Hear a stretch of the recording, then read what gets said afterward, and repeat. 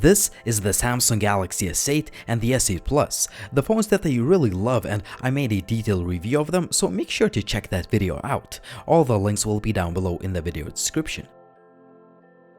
But if you already have the Samsung Galaxy S7 or S7 Edge and you think of upgrading to either of the new Galaxies, this video may be for you. My name is Linus, stay tuned for the full comparison review.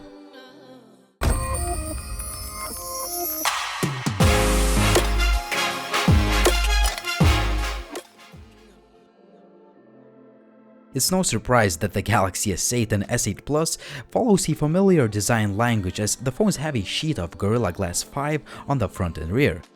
We also have a sturdy metal frame that goes all around the device and tactile metal buttons. One thing that is obvious is the display. The Galaxy S8 screen takes almost the entire space of the front of the phone, meaning that the device is narrower and more compact than the S7 and the S7 Edge. Also, it just feels much more compact in the hand, despite the fact that it uses a larger 5.8 inches panel in comparison to the S7 Edge's 5.5 inches screen and the S7's 5.1 inches display. The Samsung Galaxy S8 Plus is definitely a larger phone since it has a massive 6.2 inches display, but still it's relatively small given the size of the screen. As for the display quality, both Galaxies support 2K resolution, and it's really hard to tell the difference which is better. Both displays are one of the best you can get on any phone. The new Galaxies are the first flagships that don't have a classic Samsung's button layout we've seen for years. Instead, we have on-screen navigation keys that include a home button, which is actually implemented underneath the glass, and it gives you a nice tactile feedback once it is pressed harder. One of the main shortcomings of the Samsung Galaxy S8 and S8 Plus is that their displays have a rather unusual 18.5:9 aspect ratio, meaning that you will see black bars on each side in some of the apps like YouTube. On the other hand, you can crop the image to fit the entire screen. We have an upgraded 8-megapixel selfie camera as opposed to 5-megapixel shooter found on the Galaxy S7. Also, the S8 has a bunch of security options to unlock the phone. You can use an iris scanner, a facial recognition feature, or the fingerprint scanner, which is more accurate and faster than the S7 scanner, but it's implemented in the most ridiculous position you can ever imagine, right next to the camera.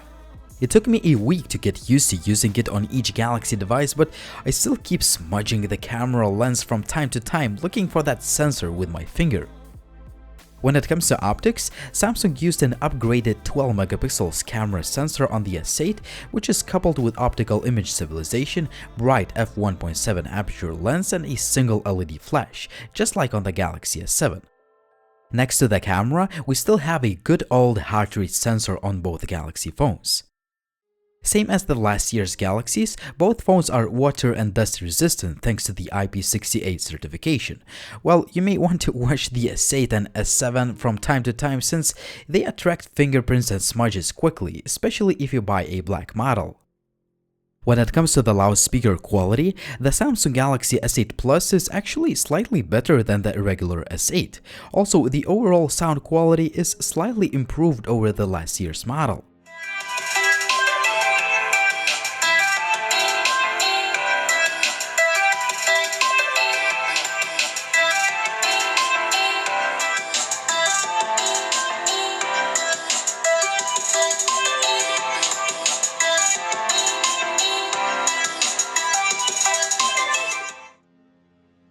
The sound quality via the headset jack is also slightly improved. Finally, you get $100 earphones that are tuned by AKG in the retail packaging, which is really awesome. When it comes to hardware, the Galaxy S8 is one of the most powerful phones out there. My Galaxy phone has the latest Exynos 8895 chip, 4GB of RAM, and 64GB of expandable storage. The Galaxy S7 and S7 Edge has an older Exynos chip, but it still has 4GB of RAM and 32GB of expandable storage. Honestly, I haven't noticed any significant improvements in terms of the 3D gaming performance. You can be rest assured that you will be able to play all the latest 3D games without any issues on either of the Galaxy phone. The Samsung Galaxy S8 ships with a slightly different looking user interface than before, and it's built on top of Android 7.0, and it is now called Samsung Experience 8.1. My Samsung Galaxy S7 also runs on the Android 7.0, but it has a different overlay on top that is called Grace UX. To be honest, I like the Galaxy S8's user interface a lot more. It's not only more intuitive, but also the overall performance of the UI is faster than the Galaxy S7's Grace UX. I love the looks of the icons and that you can swipe up and down on the screen to open up the app tray. You can also open up the notification shade by using the fingerprint sensor gestures. However, you can't open the quick settings menu like on some other phones. The device is fast, responsive, and fluid almost all the time, but is still not as blazing fast as some other phones that run on almost stock Android, for example the OnePlus 3T. Anyway, the phone has just launched and we may see quite a few software updates over the time. The S8 has a new virtual assistant that is called Bixby. For now, it's just a half-baked feature, but if you want to learn more, check out my full Galaxy S8 and S8 Plus review. When it comes to the image quality, make sure to check out my detailed camera comparison with a lot more camera samples. All the links will be down below in the video description. When it comes to the daylight image quality, you can't really tell a huge difference as both cameras perform equally well. The S8's camera may have a slight edge in dynamic range and the colors look a bit punchier, but the results are very similar. Indoor and macro shots look very similar too, and it's really hard to tell the difference. The low-light shots are significantly better on the Galaxy S8. There is less noise, a little bit more detail, but most importantly, gone is the yellowish tint issue that is common to the Galaxy S7's camera. When it comes to the 4K video, both Galaxies produce great looking footage, and the results are actually comparable in terms of the overall sharpness and detail. However, I prefer the Galaxy S7's colors since the S8 tends to oversaturate them.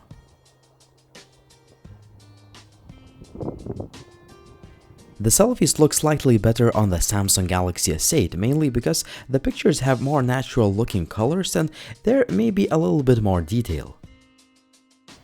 The Samsung Galaxy S8 produces higher quality footage with a front-firing camera.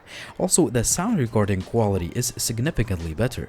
Hey, this is Linus. Currently I'm testing out the camera of the Samsung Galaxy S7 Edge, and I'm doing that because I'm comparing the quality of footage with the brand new Galaxy S8. The S8 has 8 megapixels front firing shooter and the S7 Edge has 5 megapixel shooter, but both cameras can shoot videos in QHD resolution. Currently I'm testing out the camera of the brand new Samsung Galaxy S8. This camera has 8 megapixels and it can shoot videos in QHD resolution. So far what I'm seeing, the quality of footage looks great, but as always I'll tell you what I think in the full review. When it comes to connectivity, both phones perform almost equally well. However, the Galaxy S8 has an edge in terms of the call quality, and the GPS seems to be slightly more accurate once you use it for walking slowly. Also, the Galaxy S8 is the first phone that comes out with a Bluetooth 5, which has quadrupled the range, double the speed, and some other cool features. For example, you can now stream music to 2 compatible Bluetooth devices at the same time, which is really awesome.